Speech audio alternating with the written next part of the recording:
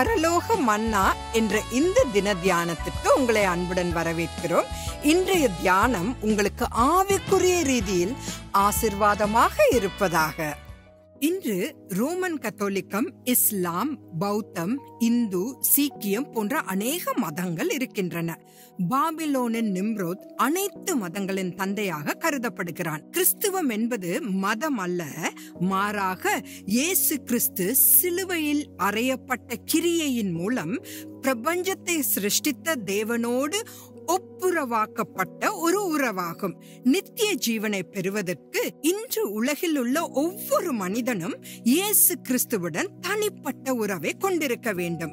இயேசு கிறிஸ்து தனது சபையாகிய மனவாட்டிக்காக விரைவில் திரும்பி வருவதால் நாம் நம்முடைய பாவங்களுக்காக மனம் திரும்பி அவர் சிந்திய இரத்தத்தினால் மன்னிப்பு பெற வேண்டும். இயேசுவால் அனுப்பப்பட்ட பரிசுத்த ஆவியானவரிடம் நம் பாவங்களை அறிக்கையிட்டு மனம் திரும்பிய பின்னரே அவருடனான ஒரு தனிப்பட்ட உறவு தொடங்குகிறது.